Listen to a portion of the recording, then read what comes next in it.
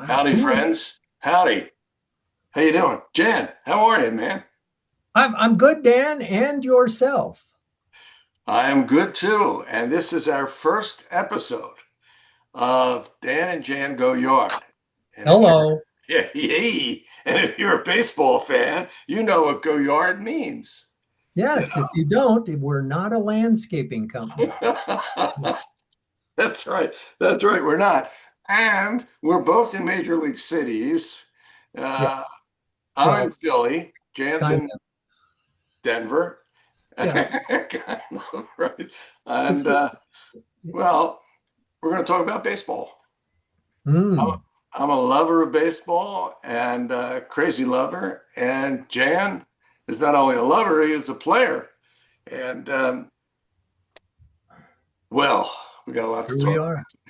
Here we are. The about. Our first episode. initial Dan and Jan Go Yard. Yeah, it's pretty cool. It's pretty cool. That's And this better is than Jan and Dan Go Dinger. oh, we are a little dinger, but that's okay. Well, that's true. Let's You don't know, go it there. comes with age. You get a little dingy. But Yeah. today is the day after opening day of the Correct. 2026 season. And uh, my Phillies, if you're in Texas, I'm sorry, you guys lost, but Phillies won 5-3. And uh, Phillies Chris, are good. yeah, Phillies are good. Christopher Sanchez, he was good. 10 Yeah. strikeouts, no walks. Kyle Schwarber hit a home run. Alec Bowman a home run. The place was packed as usual. The Phillies pretty much sell out every game, Yeah. and I love it. And I've been to Denver, watched the Phillies play the Rockies. That was great. Uh, the stadium's great. Oh, it Um, is. It is. It's third oldest in the National League now. that's Is that crazy. unbelievable? That is crazy. It is crazy. Yeah, I remember standing over the pit where they were going to build the stadium. You know, they had to dig out all of this land, and I remember standing there with my daughters, and we're looking down in this hole. Had somebody walked up to me and said, "That's going to be something, isn't it? And you're going to get to throw there and throw batting practice." Shut up! What? There's no way I would have believed that. you But know, yeah, it's it great. happened. It happened. So And yeah, and this is the 250th anniversary of the United States, and it's appropriate that Philadelphia is going to have the All-Star game. You know, yes, Philly's yeah, the city that founded a nation, yeah, absolutely. and I'm telling you, the place is rocking. And Are you going? this is a Phillies hat from 1947, 48. Richie It's Ashburn wore in this. really good shape. Yeah, Are you going to be at the All-Star game? I'm going to try. I Oh, you was should. I This was this platform's going to be so horrendously successful. They'll probably ask you to come. That is probably true. You may be correct on that. Let's hope. Okay. Yeah. Um, we we've done a lot in baseball, and I think it'd be really cool because we discussed this, if you don't mind me saying this, on my other podcast, which is Digging for Gold. Right. And Jim, we and I went into his whole background and how he got to be the batting practice pitcher. But I think repeating some of that would be great for everybody because this is a Yeah. different platform. Sure. Sure. Um, how far back you want me to go? Well, let's see. In 1883, that's when I was born. So Well, after I was born, after I was born. after you were born. Okay. Yeah, I 1880, think going back to when you thought you would actually be playing in the majors would be cool. 1886, I threw four no hitters. I remember I was in one of those games. Yeah, you were tough. I never knew of people that had curveballs then, but anyway, No, you I did. know. You Yeah. were a starter. Uh, Yeah. well, I started, we didn't, here in Denver, Right. we did not have little league ball per se. There weren't teams and coaches and all that sort of thing. And I there was we had the four original high schools in Denver were East. This is clever: East, West, North, South, Right. and Manual. And the coach at East formed this league called Old Timers, even though we were all 10, 12, 13 years old. Sadly, That is great. he was awesome. I wish I could find out why he called it Old Timers. But I started there and played shortstop, and then kind of evolved. And when I went into high school, I wanted to play shortstop, but I had thrown a few games in Old Timers, Mhm. and thrown be the upper word there because I just threw hard. I had no clue. I stepped and anyway, the coach wanted me to go out for pitching. I did, and that was my beginning in pitching. And I did love it. And again, all I could do was throw hard. So, in high school and well, that gets you by. If you can just throw the Yeah, it ball by does. people, and that's intimidating. Kids are afraid they'll get hit, and I could probably a good phrase for my pitching career was "look out." That was probably um, I drilled our coach. We're that guy. That's right. Our coach. I drilled our coach twice. What? Yes. One time he was demonstrating bunting, and he must have lost his mind. He had me throwing, and so everybody's around. And so I come bumping in on him and get him in the shoulder. And but the worst was probably my junior year, and I was bringing it. I mean, I was throwing hard. He bought a machine, the first pitching machine, and it would crank out at 88 miles an hour. And I was throwing harder than the machine. Wow. So we How were old were you? How old were you? 17 probably. Wow. And anyway, we were playing at Manual, and he had had surgery on his neck for what they're called carbuncles. They're like a Yeah. boil. Yeah. And so we were over at their field, and he had this huge bandage on his neck, Ooh. and and they didn't have any. It was a very simple field, and they didn't have bullpens or anything. So I'm just down the left field line. We had the third base dugout warming up to get loose to throw the game, and he's standing at the end of the dugout. It was just chain link with his hand on the thing, and his back's to me. Again, not super smart. So I'm really getting loose, and I cut one loose. The catcher misses it. It skips off the grass and catches him in the carbuncle. Oh my God. Oh. He literally dropped to his knees. He was white as a sheet. We had to pick him up and put him on the bench. He was in such Wow. pain. Wow. He never coached the whole game. He just sat there sick, and the assistant coach called Jeez. him. And he never. That was bad. Then we had an umpire in the Denver Prep League. His name was Mr. Small, which was ironical because he was 6'6". And so how umpires do before the game starts, they kind of get in and look, get a feel of your throw, and then so he kind of, I'm warming up, and he looks, and he stands up, and I drill him. And these are all accidental. And boom, he turns around and looks at me like, and I'm sorry, me, I have no control. I can't. And I will have to admit the strike zone was a shade smaller that day. It truly was a lookout career because early on, I had no mechanics. I just stepped and threw until I got with a guy who's in the Sports Hall of Fame here, Bus Campbell, who scouted for the Angels and signed Roy Halladay. And Oh, yeah. he taught me mechanics. And then my control really didn't get any better. No, I got much better at it. Yeah. But there are a lot of people that unfortunately remember me for drilling them. It's Great. That is great. It is. I love it. part of the. What can you do? What can you do? And by the way, as you're talking about shortstop, I should have looked this up. I would like to know what the derivation of the word shortstop is.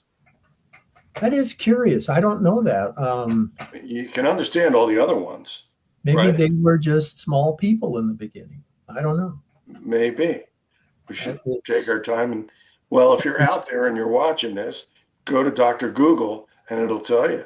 yeah, and maybe it's the short stop between second and third. There's a short. I don't know. Might be, might be. I don't. I, Why did they? Why are the bases 90 feet? uh, yeah, that's a very good question. You know Think the of it. answer. If they were 88 feet, we'd have maybe some 400 hitters. It's true. If they were Yeah, 92 feet, 200 might be the. And yeah. the mound, 60 feet, 6 inches. What? It were these guys a lot of cervezas being involved when they made this out? And look at It's the outfields. Every ballpark's pretty much different. yeah. Everyone's the infield is the same everywhere. The Yeah, outfield is different everywhere. absolutely. It's It's the beauty of the game. yeah, well, yeah, it makes it one of the unique aspects of it. Yeah, yeah. In every other sport, the size of the field is almost the same. Always the same. Yeah, but not. And every pitcher will tell you this. Even though every mound you step on, it's 60 feet, 6 inches to home plate, there are times it looks like it's 80 feet. There are Mhm. times it looks like it's 50 feet. It Wow. has to do with the background and I don't know what all, but some ballparks, I don't know what it is exactly. And you go, whoa, is this 70 feet today? What? It just looks further away. Yeah, it is an optical illusion or an optical delusion, but Yeah, uh, yeah, it's sort of like when you look at a pattern of wallpaper, sometimes it jumps out at you, that's things true. like that, Yeah. and yeah, then you got the batter's eye, and if the batter's eye is uh, inconsistent, which it is, one stadium is this way, the other stadium is the other way, and then you got the way the stadium is placed and where the shadows fall. If you Oh, start like at 4 o'clock in the afternoon, it's a yeah. different field than if you started at 12 o'clock or 1 o'clock.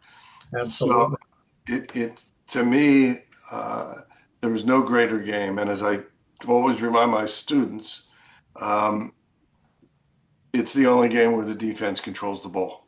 Of American game, Yeah, where yeah. the defense controls the And as ball. we've discussed, 1 against 9.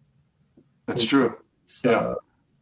it is so unique. I don't know. It's always been curious to me the dimensions and um, I never could figure out why sometimes it just looked closer and you felt like you could throw harder. And that's another factor when you're a pitcher.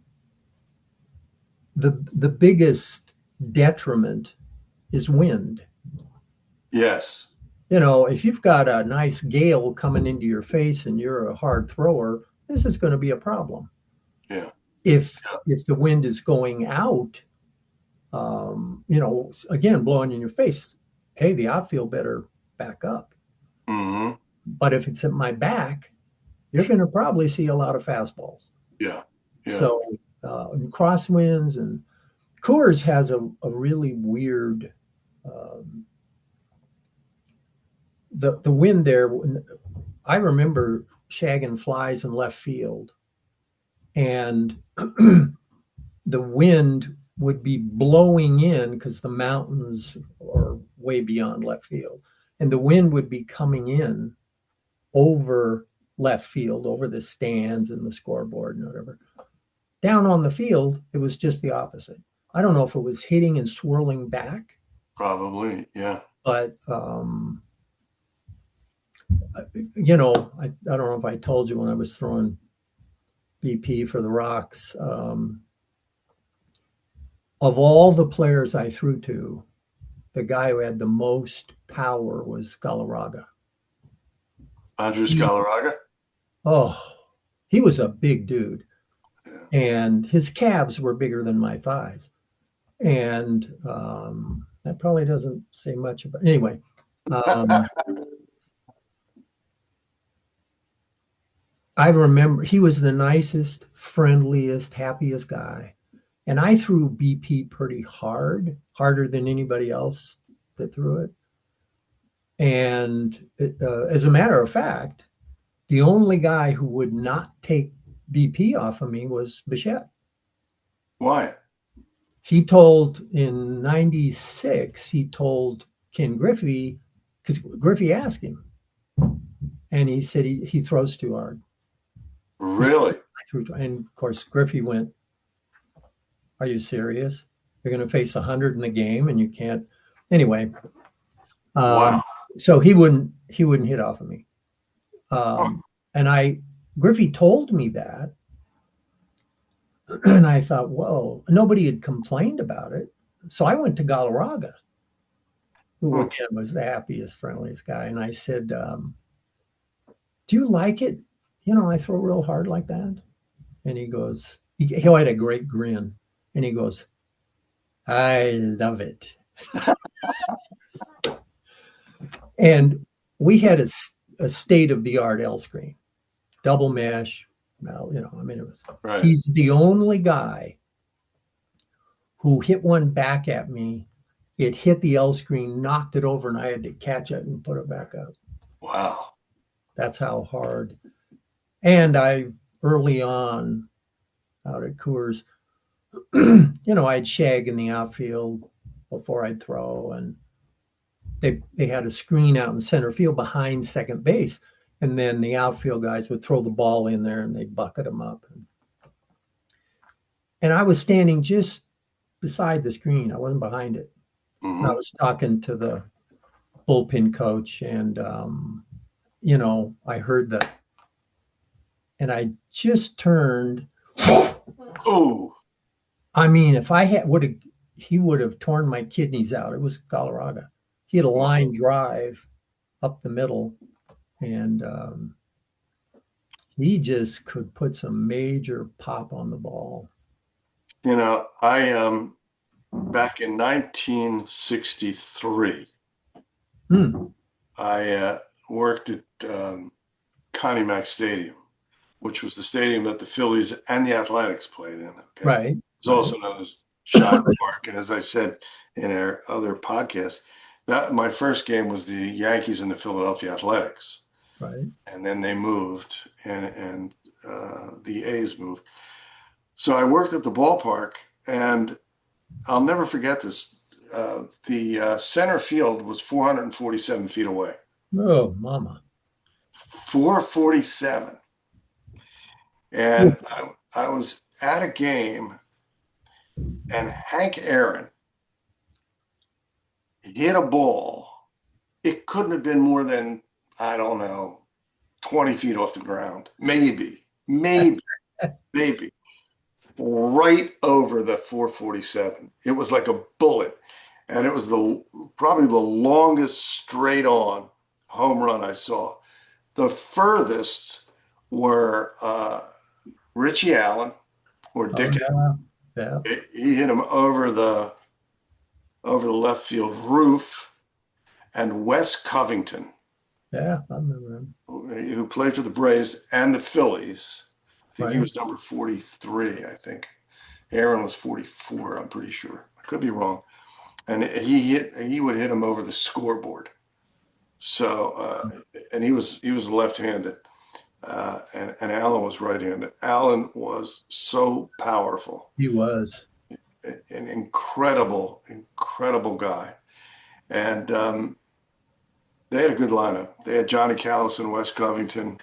Dick Allen. Yeah. But the Phillies could, if you think about it, the Phillies have been around since 1883, and Yeah. they've won two championships. Two. Yeah. Not, I'm not talking about pennants. That's a different thing. Right.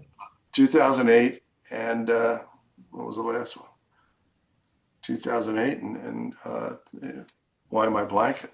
Um, That's all right. anyway, it was 1980. What am I thinking?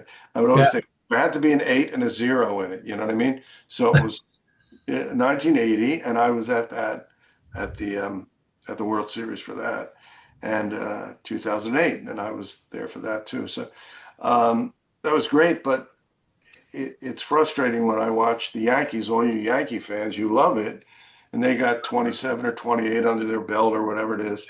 Uh, and the Phillies are the oldest continuous single named, single city sports team in American history, not Wow. just in baseball, In in that American history. sport. Wow. Yeah. And they actually tried to change the name to the Blue Jays, believe it or not, for a Hmm. couple of years, but it never caught on. Everybody still called them the Phillies.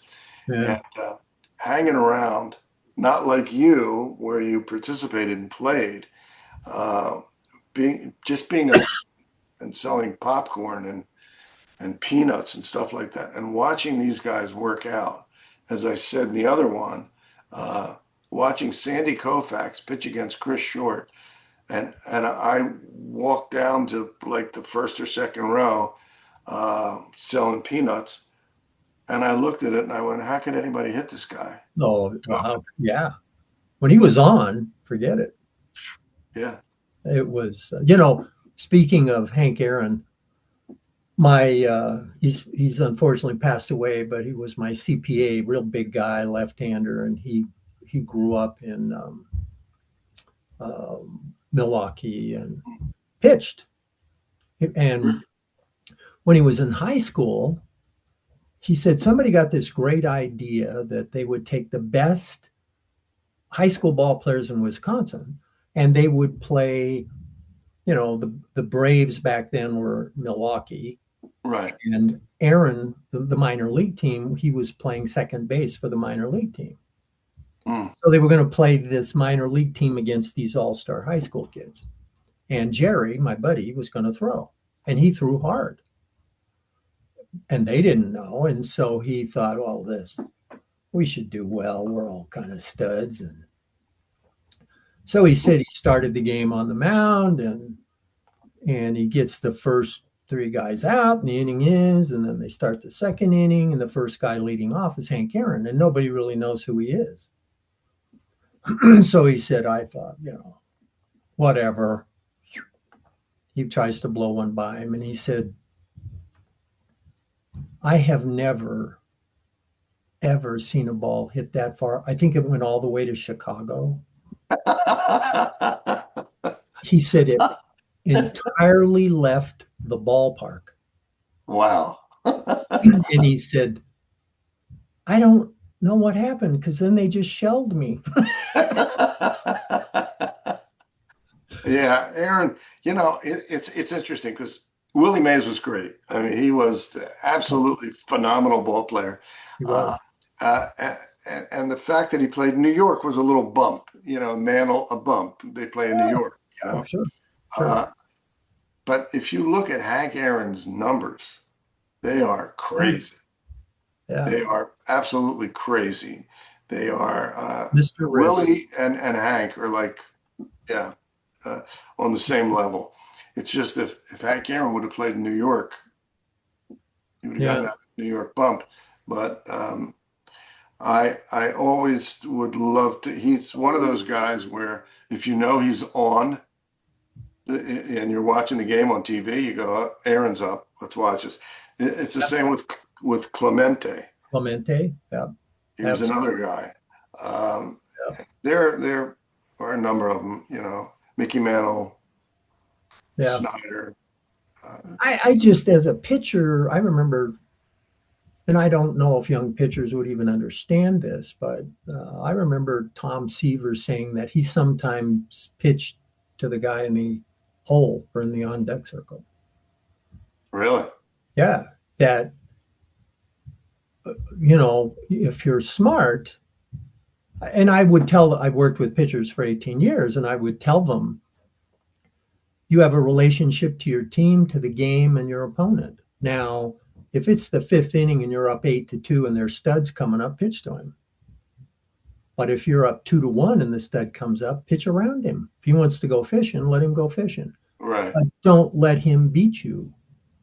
But I don't, and that's what Seaver was saying. I'm not going to let Mantle beat me when I Right. know I can pitch to whoever was coming up behind him and be more successful. So Makes perfect sense. but I don't know necessarily if that's what goes on now. There's no way in a tight game I would let Judge Mm-mm. beat me. No way. If he wanted to go fishing out of the zone, cool. If not, he's on first base and he can't beat me there. That But was the Barry Bonds method. yeah, You I know? Barry was interesting. I I encountered him once. I was coming into the clubhouse through the tunnel when the Giants were in town. And he was coming the other way alone, and I admittedly he made hitting a science. Yeah. He truly did. He had um, we had a third base coach here named Gene Glenn, and after '98, when they fired all the coaches, he was close friends with oh geez. Anyway, he went to uh, the guy had moved from Montreal to San Fran, and but when they came to town, Gene and I'd have lunch, Mm. and he told me about this drill Bonds did because hitters coming up, especially young hitters, one of the big problems is when they swing, and I don't know if it's still going on, they would say their chin's attached to their front shoulder. So they pull their head. Yeah. They don't, I mean, when do you want to see the ball the most? The last 5-6 feet, which if Exactly. it's 90 is impossible, but still you swing at a location. But if you're doing this, you watch major league games today. See how many guys strike out. They're not looking at the ball. They're looking in left Right. field, the right field bleachers. You're right. And Bonds he had this drill where he would drop his backhand. A ball was tossed easily, not hard, easily, and he would catch it with his backhand. wow. Ah. Throw it again, catch it with. He got in the habit of watching the ball, try to Hmm. watch the ball into the catcher's glove. Yeah.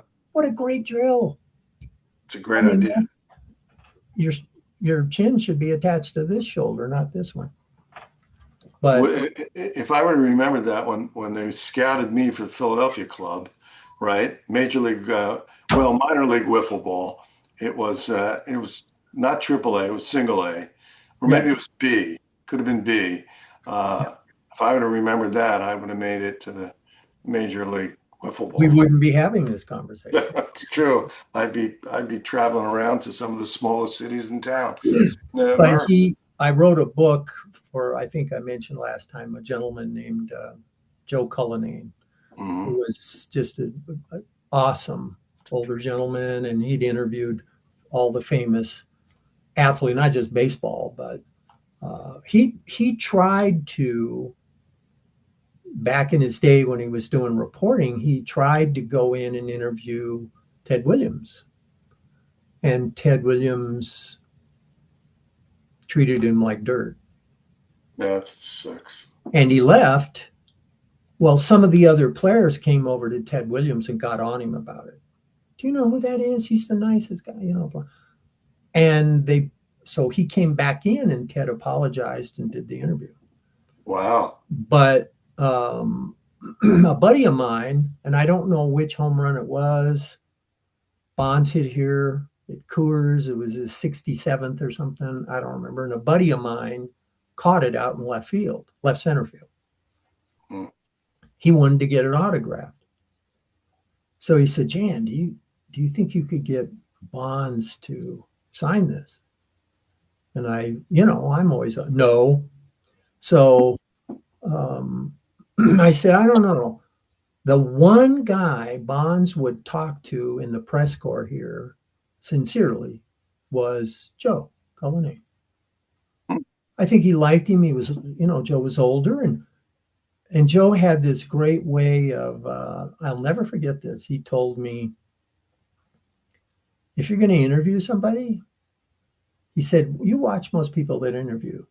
They'll ask a question. So when you hit that third home run today and when the person is answering, they're looking at their next question. He said, I never do that. Right. I ask the question and I listen to the answer. That may lead me to another question. Exactly. He said, I think Bonds appreciated that. So I gave the ball to Joe and I said, Joe, do you think you can get Barry to sign this for my buddy Dennis? And yeah, probably can. He did. Wow. Signed it. Wow. Yeah. So he has that ball.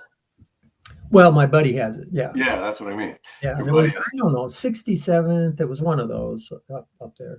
It's interesting. Your point about listen to the answer, and then Yeah. there's another question. I'm sorry. What? What did And you then say? there's another question in the That's good. Uh, this has nothing to do with baseball, but it has a lot to do with that point. Years ago, a very dear friend of mine who worked with me at my when I owned Four Eyes Optical, Right. and he and I were actually speaking today. We're going to get together tomorrow, but he said to me, "Would you like to pick up Linus Pauling and his wife at Dulles International Airport? We'll take a ride." And I said to him, "That's like um, asking me if I'd pick up Einstein, because Linus Pauling is the only person to win two individual Nobel Prizes, the only person in history." Wow. So we picked him up. I think one was for chemistry and one was for peace, but he was a nuclear physicist too. And we went out to eat at the Washingtonian Hotel, whatever it was called. And we ate for 4 hours and we talked about nuclear physics. My goodness. And on the ride home, my friend said to me, "I had no idea that you knew that much about nuclear physics." And I said, "I don't." I said, I knew one thing, and I asked him a question, and in Yeah. his answer was the next question. And that Absolutely. went on for 4 hours. So I learned a lot about nuclear physics from a nuclear physicist, but I knew nothing about it going in. That's Sure. it. And Yeah. that's the It way is. you Yeah. should handle most things. Yeah. Yeah. I never forgot it when Joe said that. It was just so profound, really. He had developed that. And, but Yeah. it was so sad to me because he would come sit in the Rockies dugout, before BP. And I mean, I get it. Guys are going out to take BP and warm up and everything, but they just blow right by him. Mm, He never, he wasn't one of those guys that, hey, could I, that sort of thing. right.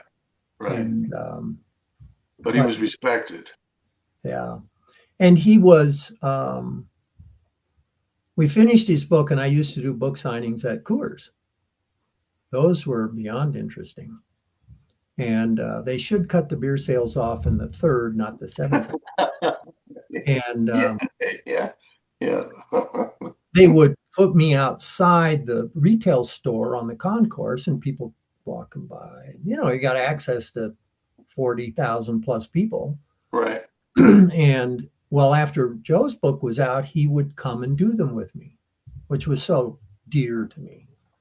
But the first time we did it, we're sitting there, and you felt like you were on display to some degree, and Hmm. we're not famous, and people would come and look and then just walk on, and that bothered him, Oh, and we were into it a ways, and he turned to me and he said,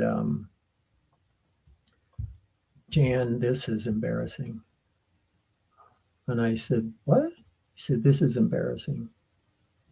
And I said, Joe, how many people do you think are at the game today? I don't know. I said, I don't know, 39, 40,000. Yeah, probably. I said, how many of them have written a book? Oh, I don't know. I said, maybe one or two. You should be proud of this. And boy, he perked up and he was, but I wrote a book called Legacy of a Monarch, biography of a Negro League player. And I don't know if I told you about Bill Clinton. President Clinton wrote the foreword. I believe so. No. Yeah. Um, the family asked me to write it. And so I agreed. The family of Byron, of Byron, Byron Johnson's family asked me to write it. okay. And I agreed. I was honored to do it. And took me a couple of years, just all the research, with the Negro Leagues and Mm-hmm. whatever. And are you familiar with the Little Rock Nine? They were I the am first, not. I am they were not. the first nine black students to Oh integrate. yeah. I thought you were talking about baseball. Yes, I am. The Yeah. Little Rock Nine. I am. Well, Byron's niece was at the time Carlotta Walls, and she was one of the Little Rock Nine. Mm. So he would have to drive her through the rioters down in Little Rock to get her to school. And anyway, I'm pretty much finishing up the book, and Don Baylor had agreed to write the introduction, Mm-hmm. and it's I'm pretty much ready to go. And his daughter, Byron's daughter, Jackie, taught African American studies at Metro, and she called me and is there anything else we can do to help? And I said, well, if you have any some testimonies would be cool. If you know some people that, and I was sitting right here, Mm. phone. I would love to have had a camera, somebody getting my picture. And she says, well, yes, I've got a couple people in mind. And I said, okay. She said, the first one would be Oprah. And I said, what? She said, Oprah. I said, Winfrey? Like there's 10,000 Oprah. She goes, yeah. Carlotta is real good friends with her and's been on her show. Okay. She said the second one is Bill Clinton. And you know me, I'm not the sharpest tool in the drawer. I'm thinking this is councilman, this is. And then it hit me, and I said, President Bill Clinton? And she goes, uh-huh. And for some reason, I thought if I yelled, it would make President Bill Clinton. She says, yeah. So I had to, Carlotta put me in touch with him, and I had to send him the manuscript. Wow. So he could read it and decide if he wanted to take part in it. Nothing nerve-wracking about that. And I put a cover letter with it. I don't spell good. I don't really write that good. So I send it, and he agrees. He'll do it. Wow. And I'm thinking, is this even possible? So awesome. Well, then he has to have heart bypass surgery. Then there's a tsunami. Then he gets involved. The election was coming up, and I figured on the priority list I'm about 2,500, and I'm ready to go. We're ready to do the book. So, being the gutsy little worm I am, I sent an email. There was a liaison between us, the secretary gal. I sent a liaison and basically said, "Is he going to do this?" And she came back and said, "Yes, you'll have it Monday." So Wow. I wait. Monday comes, nothing. Tuesday, nothing. Wednesday, no. I thought, okay, forget it. I'm going forward with the book. Thursday, bing, there it is on my computer. Wow. beautifully written, and a little note at the bottom says you can make no changes in this, and I get it. However, he said in there that Byron had walked away from his glamorous baseball career at the peak of his skills, and I thought, glamorous. Negro Leagues were a lot of things. That wasn't one of them. So I sent back a thing and said, I would like to change one word from glamorous to beloved, because that's why they did it. And she came right back and said, okay. So I think I told you I tell people at book signings that one of the few guys that got to edit President Bill Clinton. But I had a guy come up to me at a book signing at Coors who'd had a little too much liquid refreshment. And the books would be out there and they could pick them up and look at them, but they had to go in the store to buy it and then come out and I'd sign it. So he picks up the legacy book. And I can tell he might think he's in Disneyland, or I don't know if he knew he was at Coors. He looks at it and he goes, President Bill Clinton, he doesn't know shit about baseball. And I said, really? Yeah. And I said, well, I tell you what, whether he does or he doesn't matter. He was nice enough to write the introduction to this man's life about this book. Oh, yeah, but he doesn't know shit about baseball. And I'm getting a little short now. I'm hoping he'll just walk away. He says, well, I'm going to go in and get a book. Oh, great. So he goes into the store, gets a book, comes out, puts it down, and, you autograph it to whoever. And I said, who should I make this out to? AA? No, I didn't say. Steve. Okay. So I make it out to Steve and hand it to him. Thanks. He turns around and walks. He stops about 8 feet away. President Clinton doesn't. I said, I know. Oh, that's great. That's great. It was a night game. I'm out there, and this young, probably in her 20s girl walks up. She's, how should I put this? Inappropriately dressed for a baseball game. I get it. Very friendly, nice. Looking at the books, and then a guy kind of comes up behind her who I kind of assumed was with her, and he looked like he just got off work from Jiffy Lube. And so she's, quiet. Oh, yeah, talking and chatting. And she turns around to him and she goes, go get me a beer. Okay. So he wanders off to go get some beer. She talks a couple more minutes. She goes, it was such fun talking to you. Thank you. And she walks off. 2 minutes later, here he comes with 2 beers. And he says, where'd she go? I said, I have no idea. She just left. Okay. So he wanders off with the beers. Never saw either one of them again. Oh, that's hysterical. It's book signings are yes, beyond entertaining.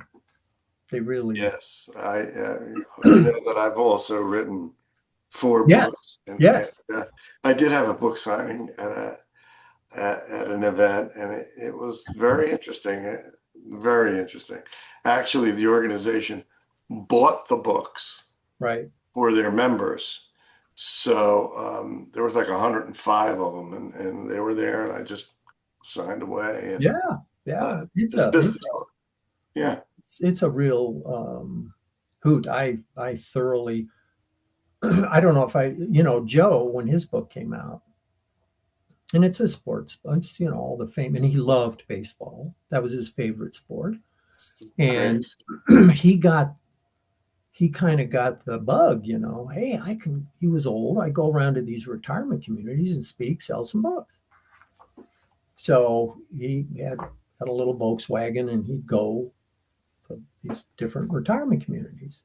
where he looked like he could be living. And after like his second one, he came back. We're talking, and he said,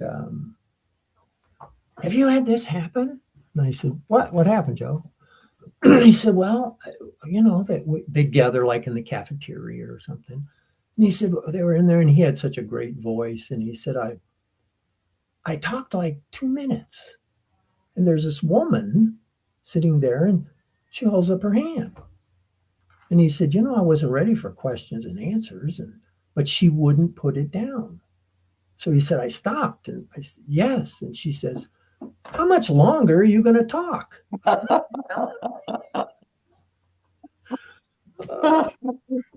I did one at some thing, and I did kind of have the same thing. I told this funny story about, Rocky's had a pitcher who actually got a ring with Boston named Curtis Laskanik.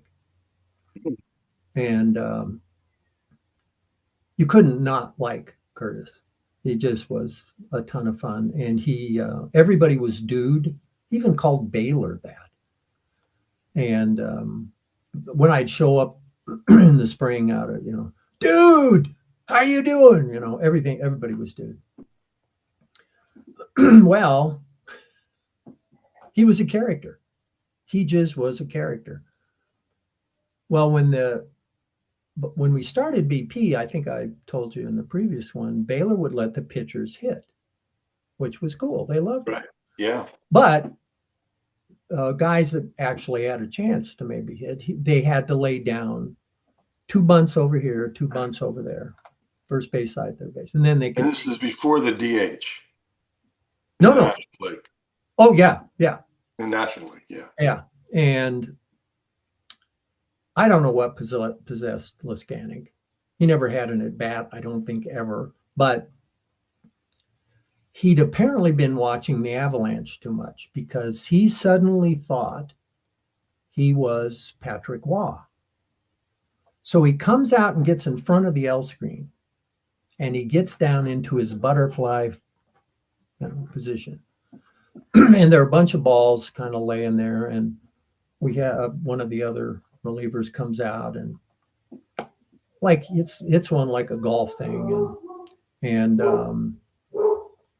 apparently Curtis is not wearing a cup. Oh, yeah. Oh my God! And as they say in hockey, it was through the 5-hole, and Curtis is suddenly in a turtle position, and these guys just think he's hysterical. They're just nobody's helping him. They're just laughing and carrying on, and he's literally crawling off the field like a turtle toward the dugout. So I tell this story at this book signing, and I finish it, and everybody laughs, and this woman holds up her hand, and I thought, what is? So I said, yes, and she goes, I didn't quite hear that. Could you tell it again? And I said, no. Afterwards, if you want to hear it again, I'll tell you. Oh. Yeah, that's great.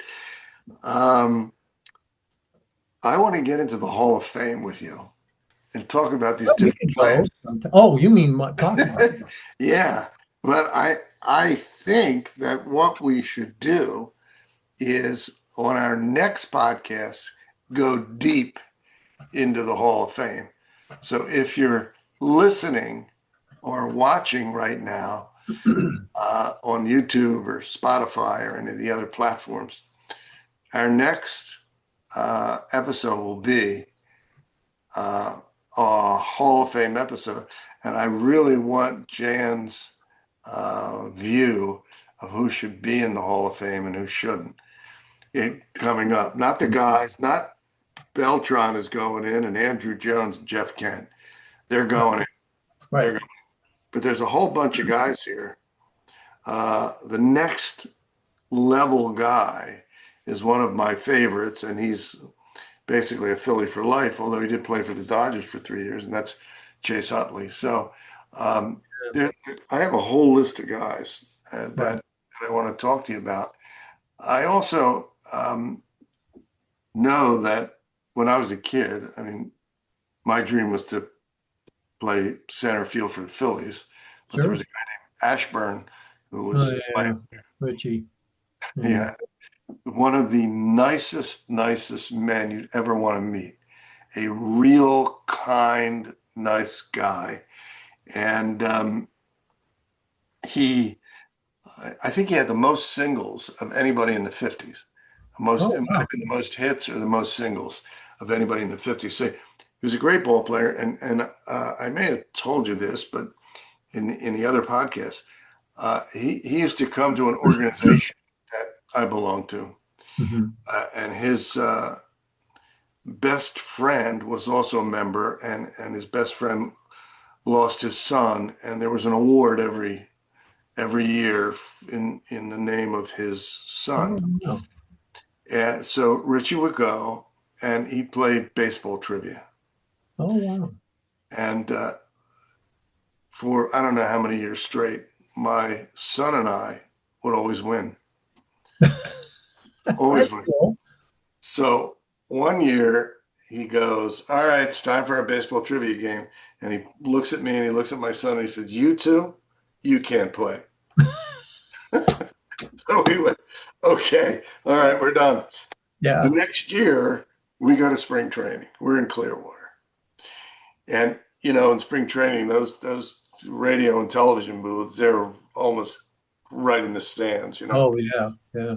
So I walk over and I see him and I say, "Richie, how you doing?" He goes, "Where's your son?" See? Unbelievable. And I go, "He's walking right behind me. Oh He's a wow. little down." And so my son came over and Isn't Richie that was talking to something? him. Yeah, he was just everybody I speak to in Hmm. the Philadelphia area who knows Richie all say that he was one of the best people ever. And he was an announcer for the Phillies for years and years and years. After he retired, he was traded, I believe, to the Cubs and then Mm. drafted by the Mets in '67, was it? Yes, when they were, established as a team. And for years, he led the Mets with the highest batting average at 308. Oh wow. He was constantly a 300 hitter with the Phillies or close. And when he died, it was, from all accounts, the largest turnout for a funeral in Philadelphia history. Oh my goodness. The lines were enormous. Wow. Just and That I love. yeah, Yeah, that's he was loved, and he was his casket with him obviously was in the sesquicentennial hall, I think, or something. oh It was wow. like a regal funeral. Yeah. It was amazing because he died during the season. I think it was in St. Louis. It might have been New York, but he had a heart attack and died in the hotel. Hmm. Yeah. I think he had a funny experience with Jocko Conlon, the great umpire. Yes. I mean, a lot of people think Jocko was maybe the best ever, Yeah. but I think it was Richie. And because I haven't read Jocko's book forever, but it's priceless. Um, and I think Richie was up, and it's 1-1 or something, and there's a pitch thrown. It's on the outside edge, and Jocko goes, "Hey, strike two." And Richie steps out and says, "Jocko, I think that was a little outside." And Jocko says, "Really?" Yeah. And he says, "Well, you call the next one." And Richie says to "What? He can do that?" And the catcher says, "It's Jocko. Yeah, he can do it." So he steps back in, and Jocko in the book says the next pitch was 10 inches outside. And Richie goes, "Strike three." And That is great. That is great. I Yeah. love it. That's him. That's him. He was funny. He was funny. And Yeah. And Jocko had a good sense of humor yeah, about things, but for him to say, you call the next one. Uh, there, there was another named Eric Gregg. Hmm. Hmm. Remember Eric? And he Yeah. was Philly. And so my son and I are in Clearwater, and we see Eric Gregg, and we wave to him. He's in a car driving with somebody else, and it's a convertible. And well, he had given us a picture of him, ballpark signed, and but then we're driving along, and he's sitting in the passenger seat, and I'm driving, and he says, tells the person, honk the horn, and I turn around, I see it's him, and he's got Yeah. a ball, Oh, so wow. he puts his hand. We're going about 50 miles an hour.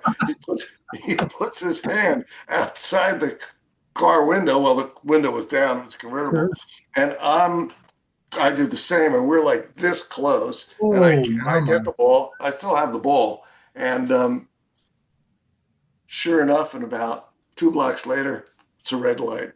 We're both at the red light. You could have easily, yeah. Yeah, you could have. Well, we almost got killed, but hey, it was Hey, worth it you got for the the ball. ball. Yeah, we got the ball, and it's funny to me that people will go through acrobatics to get a baseball. Oh, well, I told you about that, what happened at Coors. I think I told you when I was shagging in left field and, they would let the fans in early so they could get foul balls and home runs that were hit during Right. BP.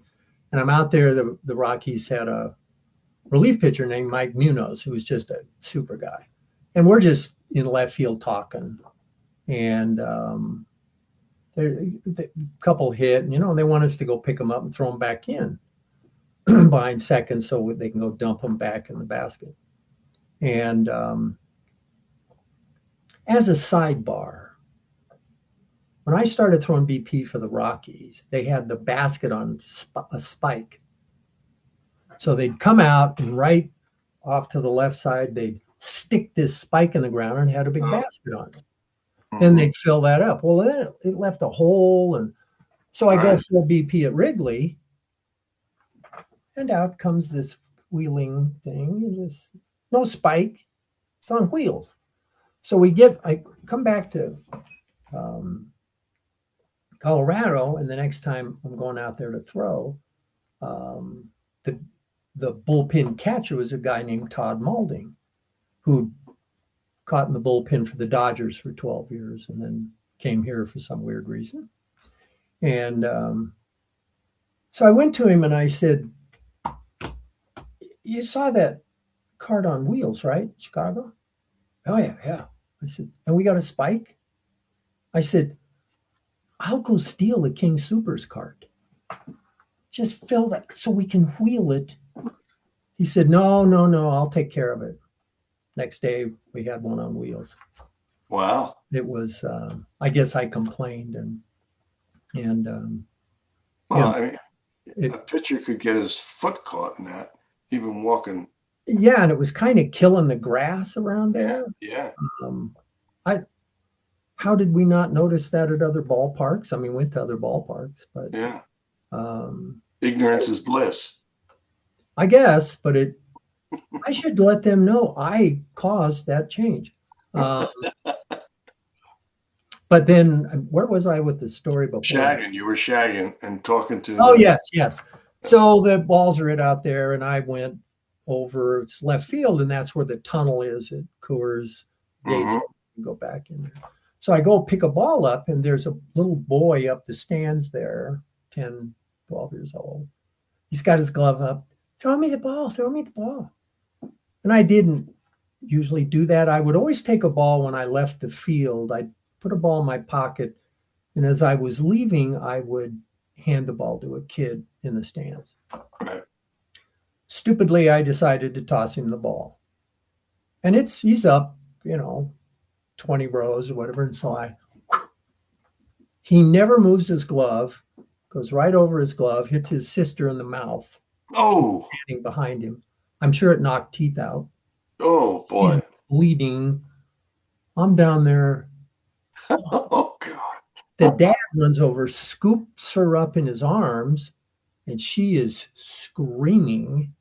Blood's coming out of her mouth, and he goes, "She'll be okay. It's okay." And I said, "I'm so sorry. What's with the kid? He can't move his no." I didn't say. So I get back down to Munoz, and I said, "Did you see that?" And he goes, "Yeah, I saw it." And I said, "Okay, we have to have a rule. If you see me attempting to throw a ball in the stands, you slug me in the mouth."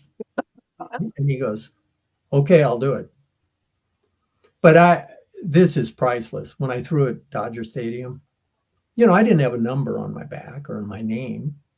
I wore a Rockies jersey, but it was just Rockies on the front. So I had thrown, and then I was going to go and change, and so we could go to the game. This is at Dodger Stadium. I'm heading down the steps into the dugout, and there's three high school girls kind of leaning over the railing. "Excuse me, could we get your autograph?" And I had this happen a number of times, and I said, "Oh, you don't want my autograph?" "Yes, we do. Yes, we do." And I said, "I'm not a player or coach. I'm just a batting practice pitcher." And simultaneously, all three went, "Oh!" Walked off. That is great. And at Coors, I had a dad and his little kid who was probably 6. I'm leaving the field, and he's down because, "Could we get your autograph?" And I said, "Oh, you don't," because I didn't want to sign a ball, and then they get real players on there, and Right. who was this guy? So I said, "You don't want my autograph?" And he says, "Yeah, yeah, I do." And I said, I'm not a player or coach. I'm just." And he looks down at his kid who's going, and he says, "Like he'll know." So I signed the ball and gave it to him. Well, I think we talked about this, that I keep this ball that I got at a Phillies game in Wrigley Field. Right. And the thing that I could never figure out and still can't figure out to this day is why they almost always give the ball to the little kid. And I get it, I understand because they become baseball fans and they're happy and it's a big deal and they got the souvenir. But the person sitting next to them, but the person sitting next to him, pardon me for that, Yeah. maybe 60, 70, 80 years old, never got a ball in their life. Been waiting 60, 70, 80 years for a ball. And the ball girl or the ball boy gives it to this little kid who's 5. Once in a while, give it to that 80-year-old person or 70-year-old person who's been waiting their whole life for a ball. Yeah, I understand that. Part of the reason is there are people that go to the game and they will clamor down. I've watched them before the game around the dugouts, Yeah, you're right. and they want the ball because what are they going to do with it? They're going to sell it. Yeah, they're going to sell it. You're right. And You're right. I mean, I understand what you're saying, but that's why I always gave it to a kid because I didn't know what Bill Smith standing next to him was going to do with it. So, That, I mean, he that's may take it away from the kid, but I never did ever throw another ball into the stands. And nor did I. Nor did I. no, Never did. I've always wondered what happened to that girl. I mean, Yeah. I know it knocked some of her teeth out. Well, where was it? Was it in Colorado? Huh? Was it in Colorado? Oh, yeah, it was a Coors. Well, let's hope she's listening to this podcast. Oh, thank you. She's going to come in and rip me to shreds. Now she'll say, I'm okay. I'm married now. I have 3 kids. I take No, them to the games. you know Right. what she's going to say? I'm married now. And with that, Jan, we're going to say this has been Dan and Jan Go Yard, a baseball podcast. And this is episode number 1. So Numero stick with uno. us. We will be regularly doing these podcasts, Yep. and we hope you Yep. enjoyed it. We'll get more stuff next episode. We're going to talk about the Hall of Fame. So, Jan, thank you. This has been great. Dan, thank you. You are the best, my So man. are you, sir. So are you. Well, folks, we'll see you next time. And don't forget, baseball, the greatest game ever invented. We'll see you That's next time. right. Bye-bye. Bye. Bye.